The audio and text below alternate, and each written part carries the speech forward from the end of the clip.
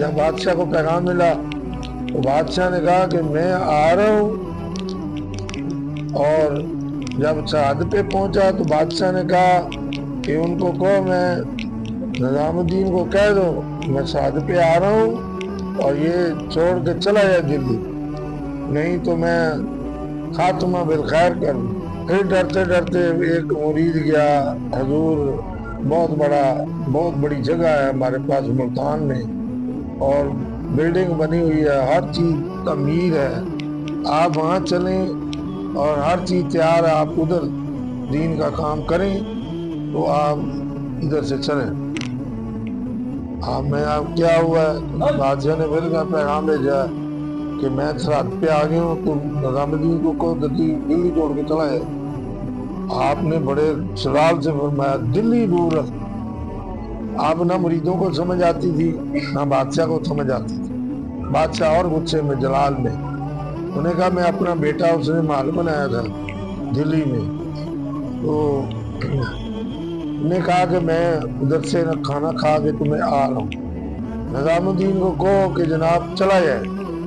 نیا محل بنایا، بڑا عالی شان، بڑا مضبوط کر کے، کتنے سال لگا کے۔ وہ وہاں کا وزیر اعلیٰ تھا دلی کا۔ اصل مصیبت اسی کو پڑی ہوئی تھی کہ وہ سارے غلط کام کرتا تھا اور آپ پیغام اس کو بھیجتے رہتے تھے، منع کرتے رہتے تھے کہ یہ غلط کام ہے، یہ نہ کرو، یہ بھی ظلم ہے، یہ بھی ظلم ہے۔ وہ باز نہ آیا اور کھانا لگا دیا گیا۔ محافظ کھڑے ہیں، دستے باہر کھڑے ہیں، بادشاہ کے وزیر کے بھی، فوج بھی کھڑی ہے پہرے پہ، اور بہت بڑا محل ہے۔ وہ کھانے چن لیے گئے اور جتنی ان کی عورتیں مرد سب کٹھے ہو گئے، وہ خاندان کے افراد جتنے تھے وہ سب کھانا کھا رہے تھے، اور بادشاہ نے کہا جاؤ پیغام دے دو کہ میں کھانا کھا کے آ رہا ہوں، نہیں خیر نہیں نظام الدین تیری، چلے جاؤ یہاں سے، دلی چھوڑ دو۔ جب آپ کو پیغام ملا آپ نے میں دلی دورت، جب آپ نے تیسری دفعہ یہ الفاظ فرمائے دلی دورت، کھانا انہوں نے شروع کیا تھا، سارا کھانے کے اوپر پورا محل جو تھا وہ سارا گر گیا اور سارے اندر ہی دفن ہو گئے، کوئی بچا ہی نہیں زندہ، نہ کوئی محافظ بچا، نہ کوئی عورتوں میں سے بچا، نہ کوئی ملازموں میں سے بچا۔ اور اس وقت پتہ چلا وہ جو وزیر اعلیٰ تھا اس کا بیٹا وہ بھی اندر ہی دفن ہو گیا، اور وہ سارا جو محل تھا وہ غرق ہو گیا، بندے بھی غرق ہو گئے۔ تو اس طرح جو اللہ کے نیک بندے ہوتے ہیں، بزرگ یہی فرماتے ہیں ان سے دعا لو، بد دعا نہ لو۔